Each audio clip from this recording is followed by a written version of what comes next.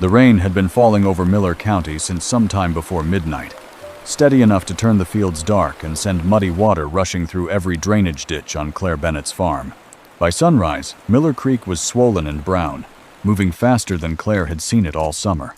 She pulled on her work boots, climbed into her old pickup, and drove toward the southern pasture. That was when she saw the barricades.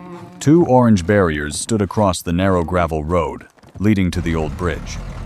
Behind them, a county truck was parked beside a structure Claire had known for nearly her entire life. The Miller Creek Bridge had been built in the 1950s, long before Claire was born. Its steel beams were dark with age. The wooden deck had faded almost gray, and rust had eaten through sections of the railing. A weathered weight limit sign leaned slightly toward the creek, but to Claire, it had never looked abandoned. It had always simply been there. Her grandfather had driven cattle across it. Her father had hauled hay over it.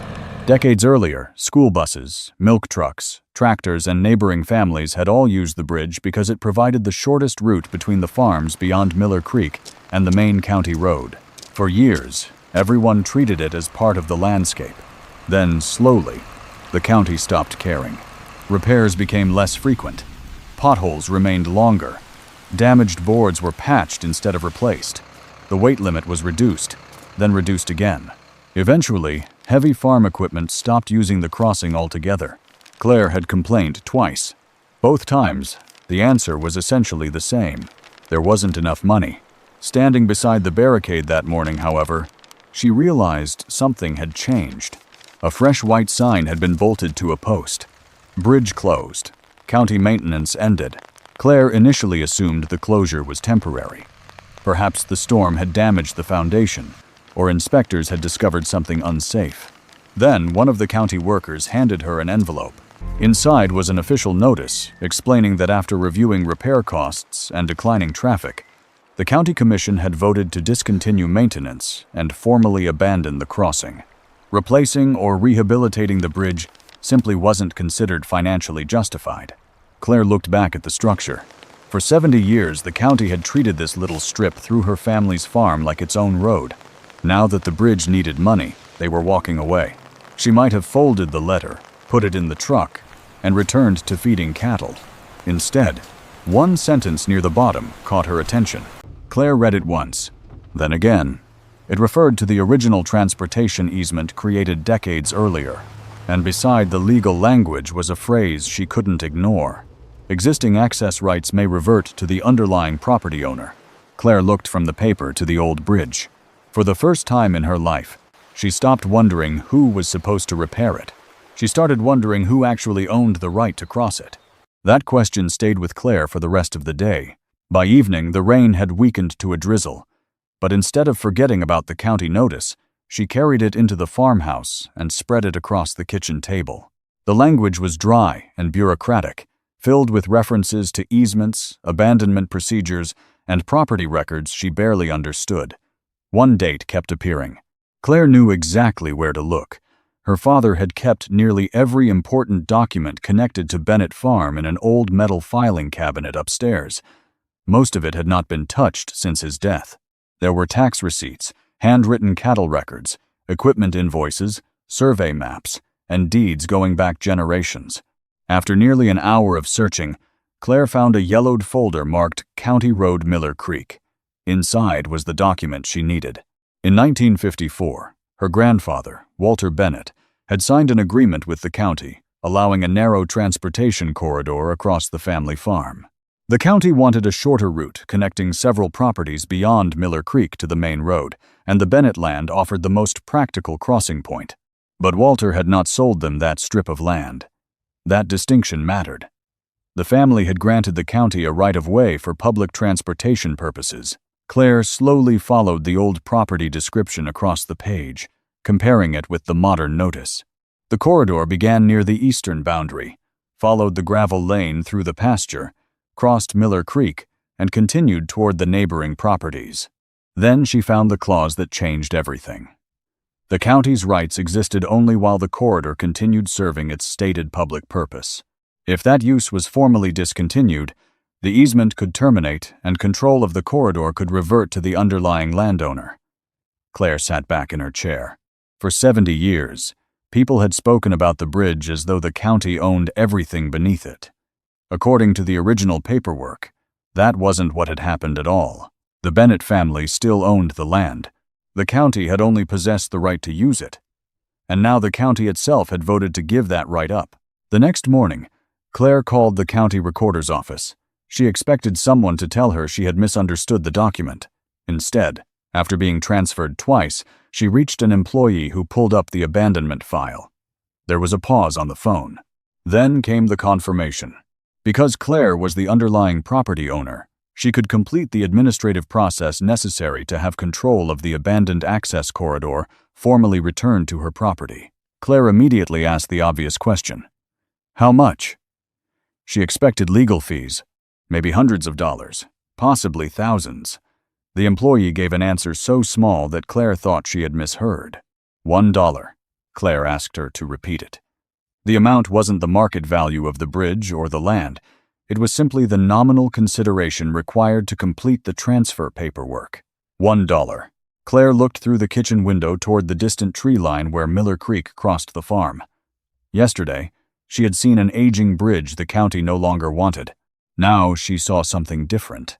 A strip of land her grandfather had protected 70 years earlier. A right the county was voluntarily surrendering, and an opportunity that would cost less than a cup of coffee.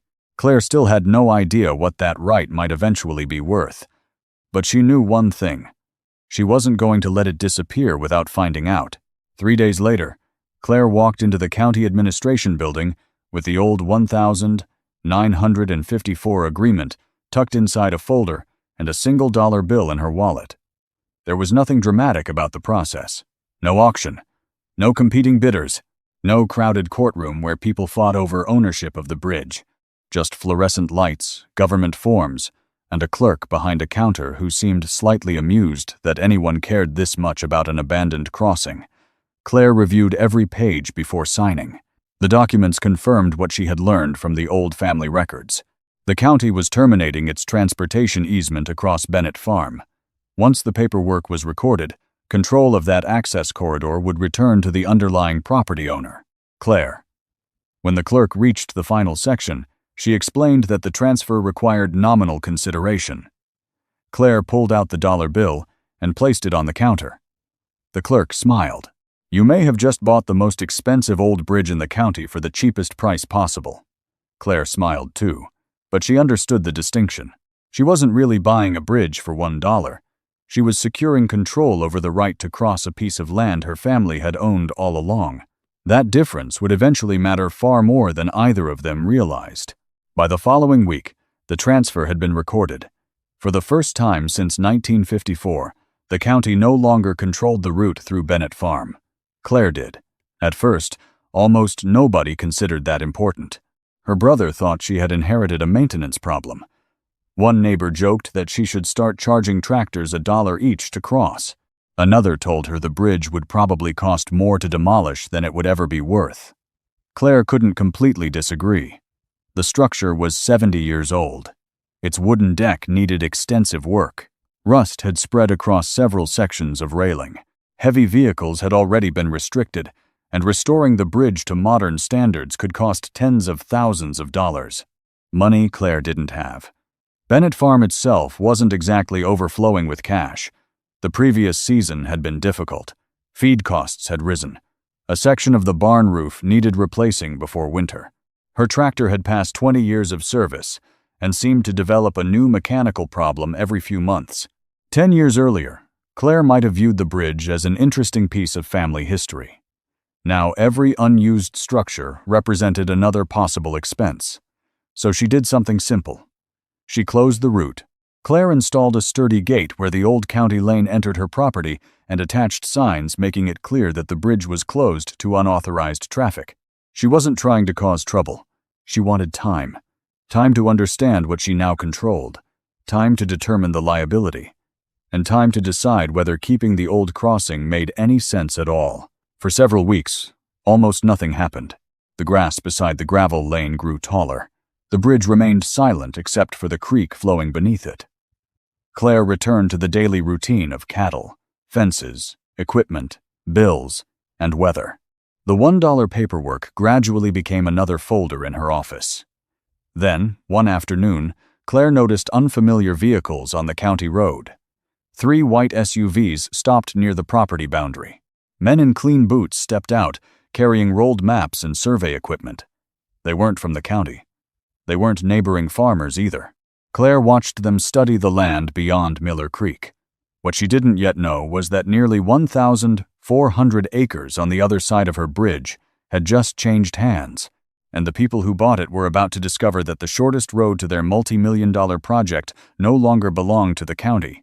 The vehicles returned 2 days later. This time, Claire was already waiting. She drove down to the gate before anyone could enter the property and watched as one of the men stepped from a white SUV carrying rolled maps under his arm. He introduced himself as a survey coordinator for Hawthorne Ridge Development, a regional company Claire had never heard of. The name meant nothing to her then. By that evening, it meant a great deal. Claire sat at her kitchen table with her laptop open and began searching. Within minutes, the strange activity beyond Miller Creek started making sense. The 1,400 acres on the other side had belonged to the Whitmore family for generations. Most of it had been cattle and hay ground, much like the surrounding farms. But after the elderly owner died, his children chose to sell rather than divide the property. Hawthorne Ridge had bought nearly all of it, and they were not planning to raise cattle. Early development plans described hundreds of large residential lots spread across several phases, with open pasture, wooded trails, and equestrian facilities. The company intended to sell a version of rural life to people who wanted space without being too far from town. Claire slowly leaned back from the screen. For the first time, she understood why strangers with survey equipment were suddenly studying a bridge the county had just declared useless. The problem was access. Hawthorne Ridge technically had another public entrance, but it curved north around a ridge before eventually reconnecting with the highway. Nearly 11 extra miles. Claire knew those roads. 11 miles did not sound catastrophic when written on a map, but multiply it by every resident leaving for work, every school run, every delivery truck, every contractor, every emergency vehicle. Suddenly, 11 miles became something much larger. Claire pulled out one of her father's old county maps. The answer was sitting directly in front of her. The abandoned road crossed Bennett Farm, passed over Miller Creek, and entered the Hawthorne Ridge property almost exactly where the developers needed it. For 70 years, that route had appeared on maps as a county road. Claire realized the company had probably planned around it before anyone noticed the county had abandoned the crossing. To Hawthorne Ridge, the bridge may have looked like infrastructure that simply needed repairs, but it was no longer theirs to negotiate with the county. It was hers to control. The thought should have made Claire feel powerful. Instead, it made her uneasy. She walked outside and stared down the gravel lane. For a moment, she tried to imagine what that quiet road would look like if the development succeeded. First survey trucks, then bulldozers, then contractors, then families. The occasional vehicle crossing her pasture could eventually become hundreds. What had always been part of Bennett Farm could become the front door to someone else's community. That realization stayed with her until the following Monday. A black SUV stopped beside the locked gate. A man stepped out, studied the chain, then looked toward the bridge. When Claire approached, he introduced himself as Daniel Mercer, the project manager for Hawthorne Ridge. He gestured toward the road as if the matter were routine. "We need to get our survey team across." Claire placed one hand on the gate. For 70 years, almost anyone could have said those words and simply continued driving. Now, for the first time, the answer belonged to her. Claire didn't open the gate. The project manager introduced himself as Daniel Mercer and explained that his survey crew needed to reach the eastern portion of the Hawthorne Ridge property. According to the maps his company had received during the purchase, the road across Bennett Farm connected directly to their land. Claire told him the maps were outdated. Daniel glanced past her toward the bridge. "We've always understood this as a county road." Claire had expected that response. She walked back to her truck, retrieved the folder she had started keeping behind the driver's seat, and handed him a copy of the abandonment notice. Daniel read the first page, then the second. His expression changed. Claire explained that the county had formally discontinued the route. The transportation easement created in 1954 had terminated, and control of the access corridor had reverted to Bennett Farm. The gate wasn't blocking a county road anymore. It was controlling access across private property. Daniel looked unconvinced. People have used this road for 70 years. Claire understood his point. She had watched people use it for most of her life, but long use and present legal rights were not necessarily the same thing. The county had the right to use it, she said. They gave that right up. Daniel asked whether she could simply let the survey vehicles through for the afternoon. Claire refused, not because she wanted a confrontation, but because she still didn't know what allowing access might mean legally. She had no intention of casually reopening a route she had only recently gained control over. Daniel eventually returned to his SUV. Before leaving, he told her someone from Hawthorne Ridge would contact her. Claire watched the vehicle disappear down the road. She hoped that would be the end of it for a while. It wasn't. 4 days later, another survey truck appeared near the gate. Then a contractor stopped and asked whether the bridge was open. Claire added another sign: private property, no through access. The following week, she received a certified letter from an attorney representing Hawthorne Ridge Development. The language was polite, but the implication was clear.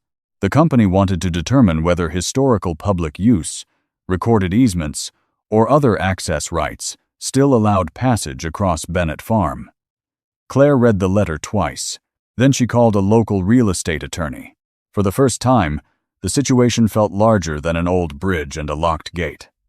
Her attorney reviewed the 1,954 agreement, the county abandonment documents, and the current deed. Nothing was guaranteed until every relevant record had been checked, but his initial conclusion was encouraging. The county had possessed a defined transportation easement. It had formally abandoned that easement. The underlying land had remained with the Bennett family. If Hawthorne Ridge wanted permanent access now, it would likely need a new agreement with Claire. A week later, Daniel returned. This time, he wasn't carrying survey maps. He carried a proposal. Hawthorne Ridge wanted a permanent right to use the old road and bridge for construction traffic, and eventually, for residents of the development. In exchange, the company was prepared to pay Claire. The number on the first page was $10,000. Claire stared at it longer than she wanted to admit. $10,000 could replace part of the barn roof. It could cover several months of feed. It could keep her aging tractor alive a little longer. For something that had cost her $1, the offer looked extraordinary. But then Claire noticed the words beneath the amount: permanent access easement. She looked back toward Miller Creek. Hawthorne Ridge wasn't offering $10,000 because it cared about an old bridge. It wanted something much bigger: the permanent ability to cross her farm. And before Claire sold that right, she needed to know exactly what it was worth. For 2 days, Hawthorne Ridge's $10,000 offer remained on Claire's kitchen table. She never moved it.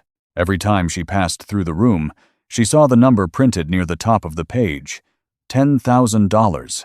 On a prosperous farm, perhaps it would have been easier to dismiss. Bennett Farm was not prosperous enough for that. The barn roof had leaked since spring. Every storm reminded Claire of another repair she had postponed. Her tractor was more than 20 years old, and one serious transmission failure could create a bill she had no comfortable way to pay. Feed costs had risen. Equipment was aging. Money seemed to leave faster than the farm could replace it. So when Claire looked at $10,000, she didn't see a legal document. She saw roofing sheets, feed, repairs, a few months in which every unexpected expense might not feel like an emergency. And somewhere in the back of her mind was the absurd comparison she could not ignore. She had paid $1. They were offering $10,000. For a moment, it felt like the easiest profit Bennett Farm had ever made. But the longer Claire studied the agreement, the less comfortable she became. Hawthorne Ridge was not buying one afternoon of access. It wanted a permanent easement. Construction crews could use the route.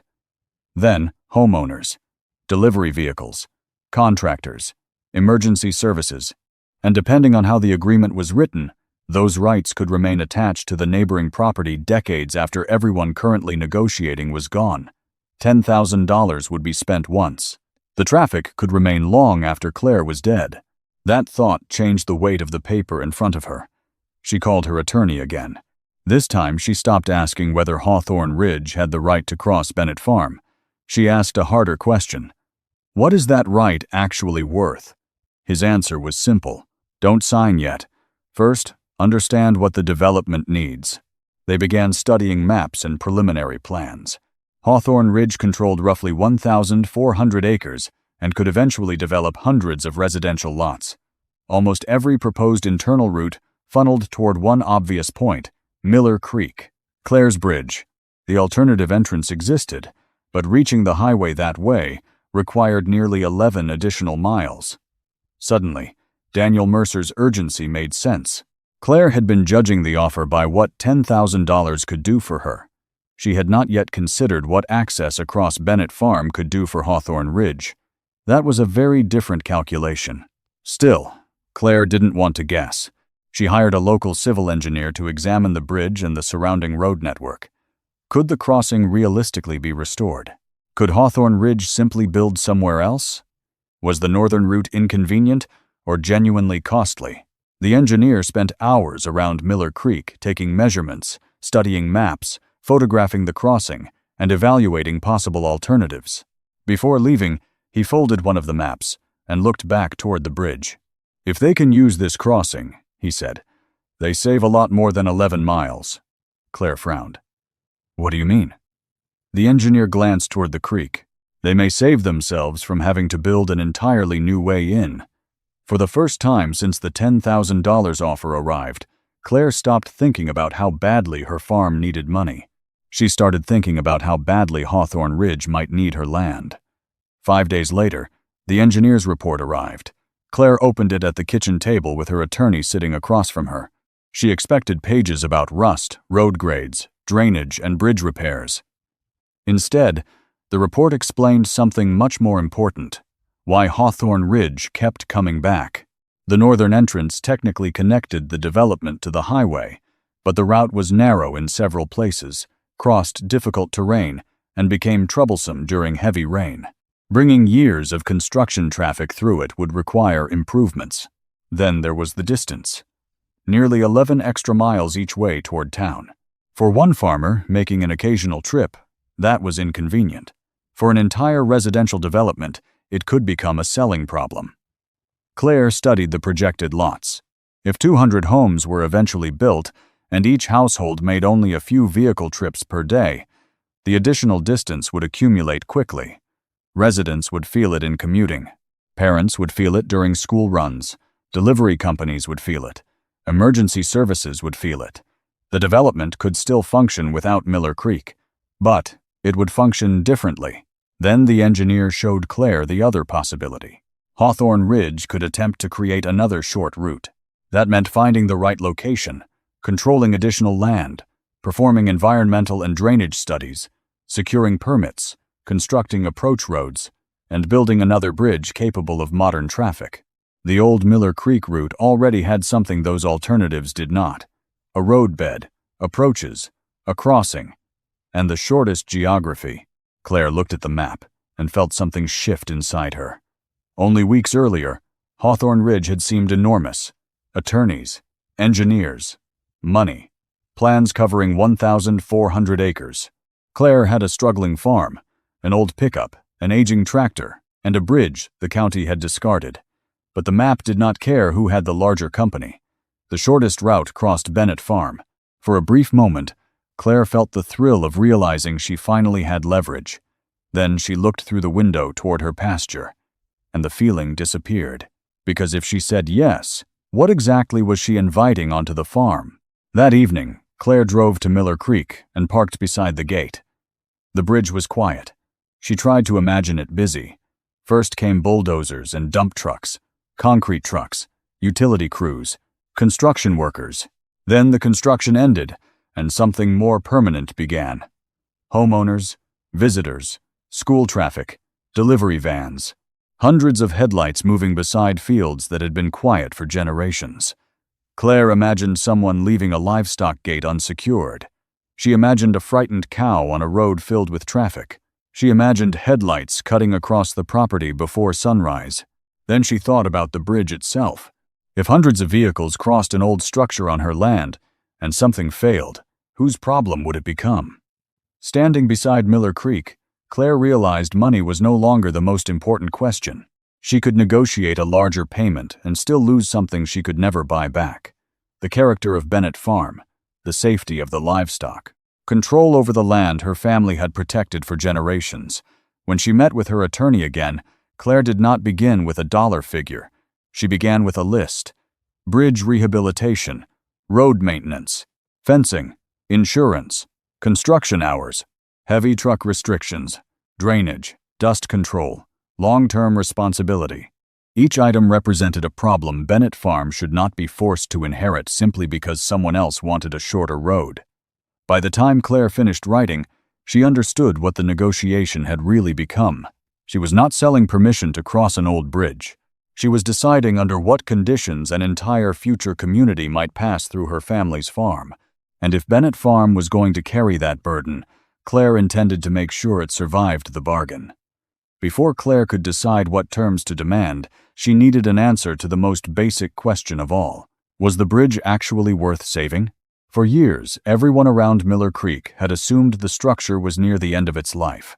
The county had reduced its weight limit, delayed repairs, and finally abandoned maintenance altogether. To most people, that sequence told a simple story. The bridge was finished. Claire's engineer wasn't convinced. He returned with a structural specialist and spent most of a day examining the crossing. They inspected the steel beams beneath the deck, checked visible corrosion, measured movement around the supports, photographed the timber surface, and studied the erosion along the creek bank. Claire followed when she could, expecting to hear bad news. Some of it was. The wooden deck was badly deteriorated in several areas. Sections of railing needed complete replacement. Drainage, around one approach, had contributed to erosion. One side of the foundation needed stabilization before heavier traffic could safely return. But when the inspection was finished, the engineer surprised her. The bridge wasn't dead. Its main structural components were old, but several of them remained serviceable. The steel framework would require repairs and treatment, yet there was no immediate indication that the entire structure needed to be torn down and replaced. The most visible problems were not necessarily the most expensive ones. Years of patched boards, rusted rails, weeds, and neglected approaches made the bridge look worse than its underlying condition suggested. A full engineering design would still be necessary before anyone could reopen it to regular traffic, especially the volume Hawthorne Ridge envisioned. But rehabilitation was realistic. That changed everything. If the bridge had required complete replacement, Hawthorne Ridge could have argued that the crossing itself was nearly worthless. Instead, an existing structure occupied the exact corridor the company wanted, and there was a credible path toward restoring it. More importantly, Hawthorne Ridge wouldn't have to begin with an untouched creek bank and build an entirely new crossing from nothing. Claire asked for a preliminary rehabilitation estimate.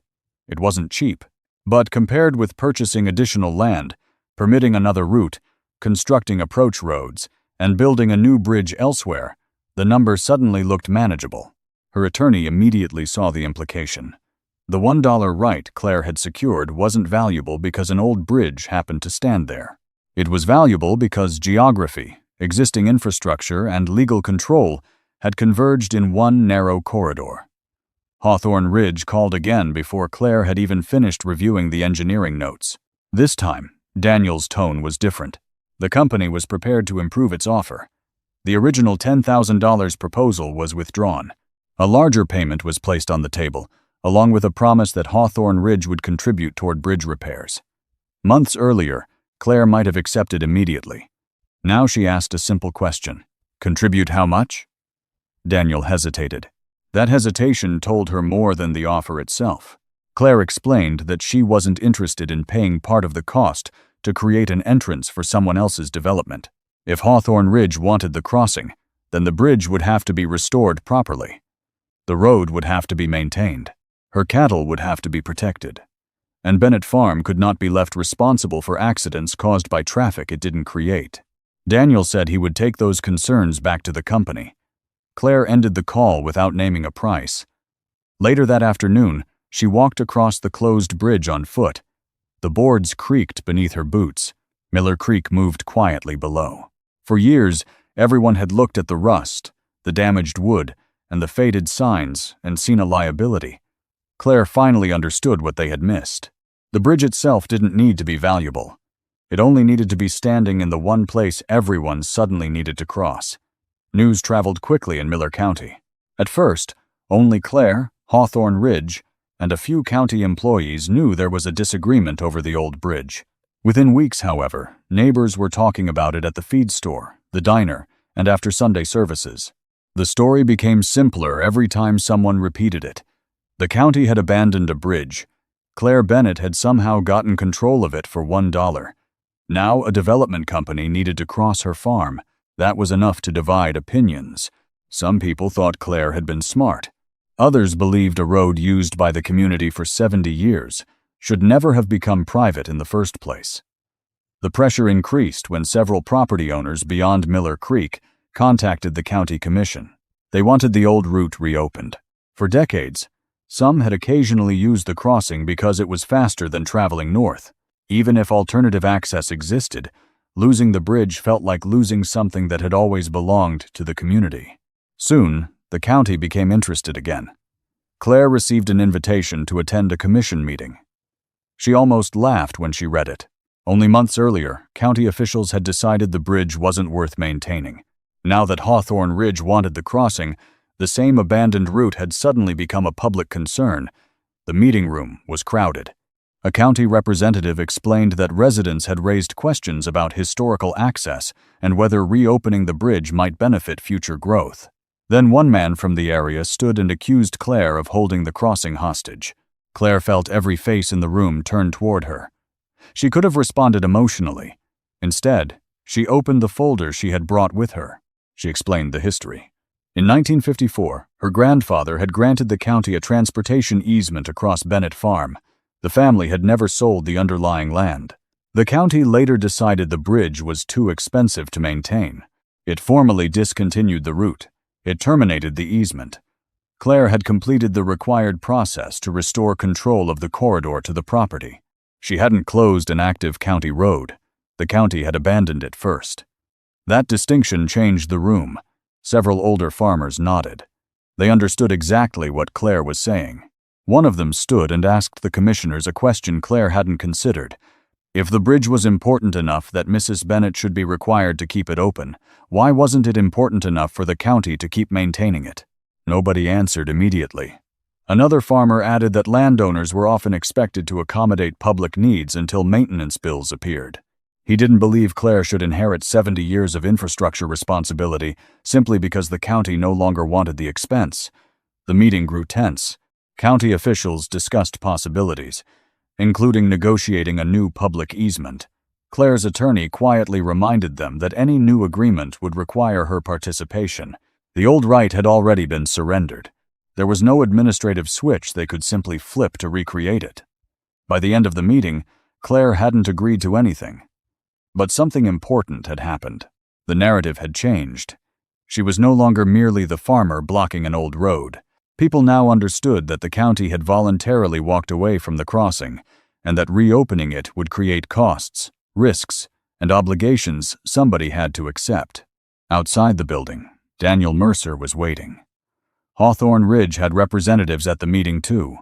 He approached Claire before she reached her truck. "We'd like to sit down again," he said. Claire asked whether they were bringing another purchase offer.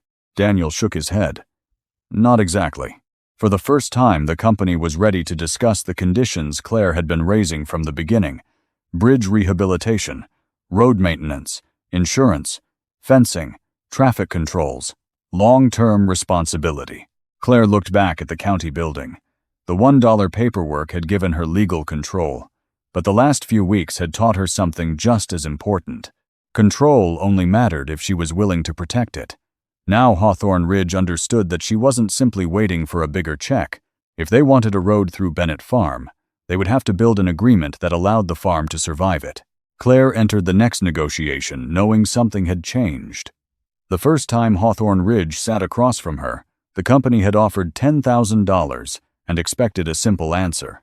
Now Claire arrived with an attorney, engineering information, and one advantage nobody in the room could manufacture: The road they wanted crossed her land. But Claire had also learned enough to know that leverage could become dangerous if pride replaced judgment. She did not want to destroy Hawthorne Ridge's project. She wanted to protect Bennett Farm.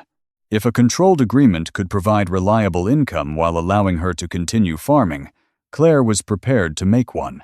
What she would not do was take a large check today and inherit someone else's problems forever.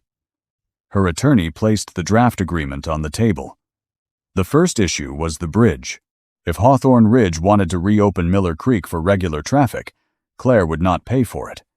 The company would cover the engineering, permits, rehabilitation, safety upgrades, everything required to make the crossing suitable for the traffic their development created. Daniel Mercer studied the language. All of it?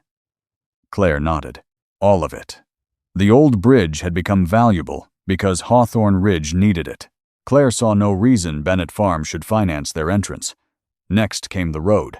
The company could improve the existing lane, but Claire would not allow a quiet farm corridor to gradually become an oversized highway.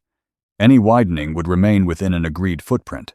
Drainage could not damage her fields. Then Claire reached the fencing provisions.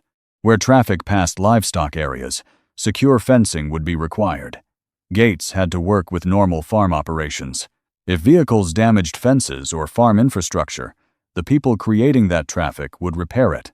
Insurance was even simpler, non-negotiable. Claire would not carry liability for hundreds of vehicles she neither invited nor controlled. Then came construction traffic. She knew what a development could mean. Dump trucks before daylight, concrete mixers, dust, noise, years of crews moving through the property. Claire demanded restrictions that protected important farm operations and limited unnecessary overnight commercial traffic. Daniel listened. Sometimes he wrote something down. Sometimes he simply stared at the document. Then Claire reached the condition that mattered most to her. She would not sell the land. Hawthorne Ridge could receive a defined right of access, nothing more. Bennett Farm would remain Bennett Farm. Claire would retain the ability to move tractors, reach pastures, maintain fences, and continue using the property as an agricultural operation. Finally, they reached compensation. The original $10,000 offer was no longer part of the discussion. Claire proposed an upfront payment for the easement, then an ongoing annual access payment. Daniel looked up. "You want us to pay every year?" Claire met his eyes. "You want to use it every year." For several seconds, nobody spoke. That was the difference neither side had understood at the beginning. Hawthorne Ridge had viewed access as something it could purchase once and forget. Claire now understood it as a permanent burden placed on a living, working farm. The company pushed back. It wanted more flexibility, longer construction hours, fewer restrictions, less continuing cost. Claire compromised where details could be safely changed. She did not compromise on the principles. Over the following weeks, attorneys exchanged drafts. Language tightened. Responsibilities became clearer. Insurance provisions were strengthened. Engineering obligations were defined. Eventually, Hawthorne Ridge accepted the framework. The bridge would be professionally rehabilitated before regular residential traffic began. The company would maintain the road without charging Bennett Farm. Claire's agricultural use would remain protected. After Daniel called with the final acceptance, Claire stood for a while at the farmhouse window looking toward Miller Creek. The county had abandoned the bridge because maintaining it cost too much. Now another company was preparing to spend far more than the county had been willing to spend, not to own Claire's land, simply for permission to cross it. Months earlier, Claire had paid $1 to recover control of that corridor. Now she finally understood the difference between owning something valuable and knowing how to protect its value. The final agreement took nearly 3 months to complete.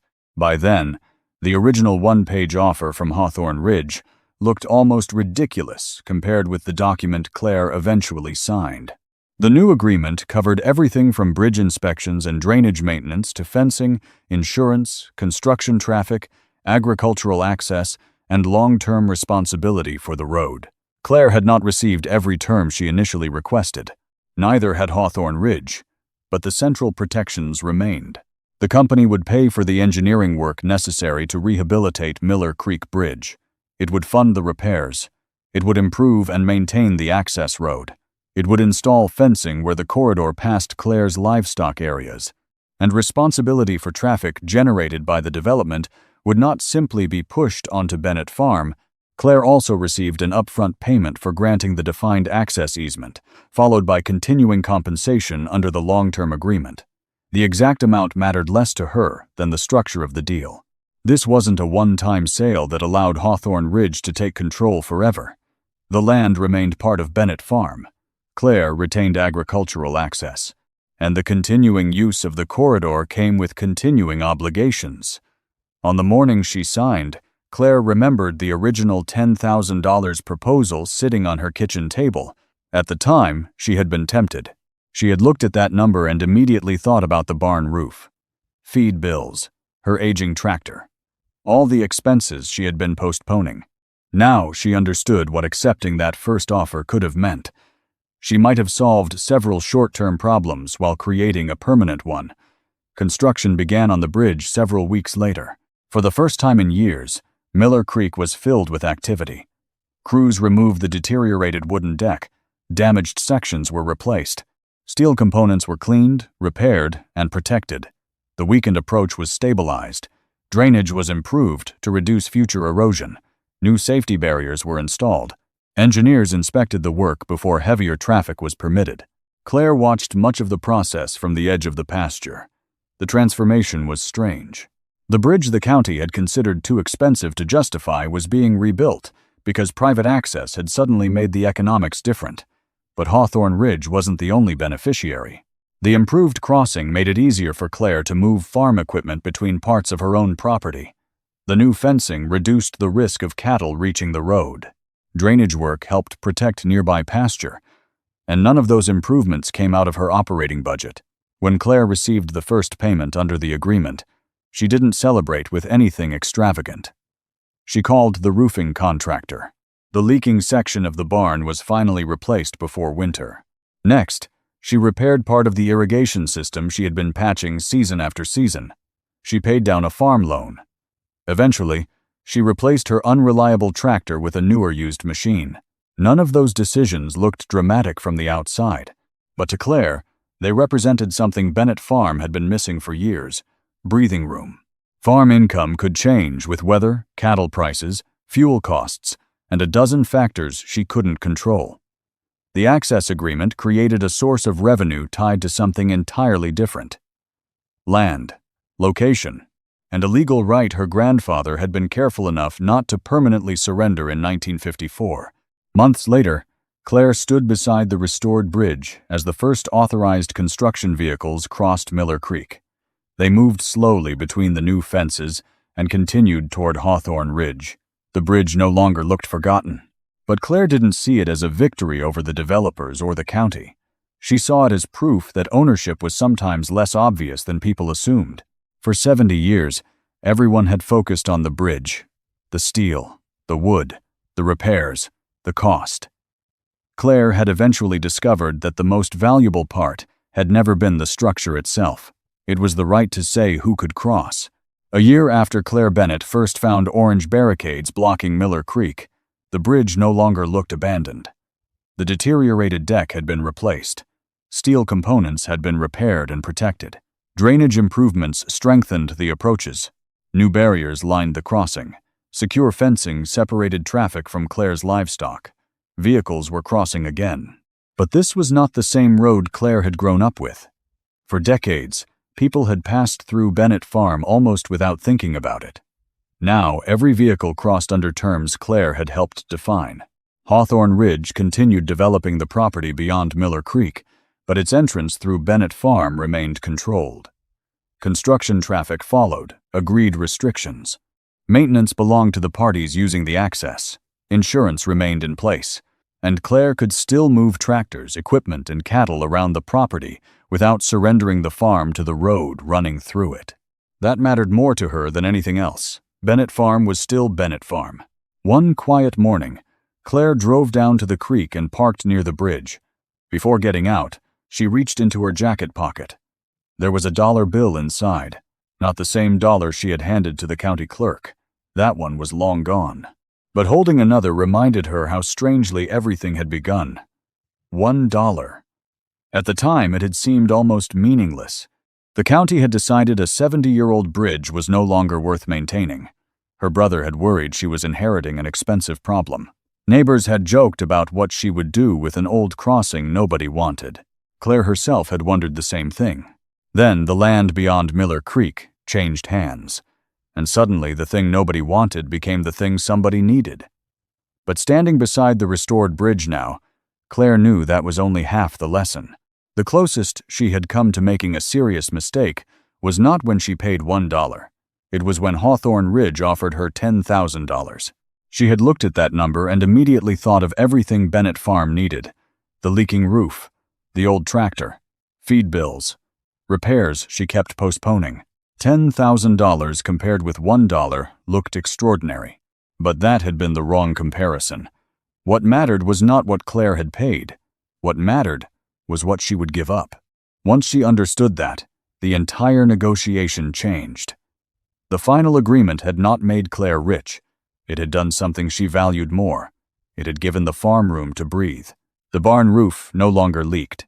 The irrigation system she had patched for years finally worked properly. The farm loan was smaller. A dependable used tractor had replaced the machine that seemed ready to fail every season.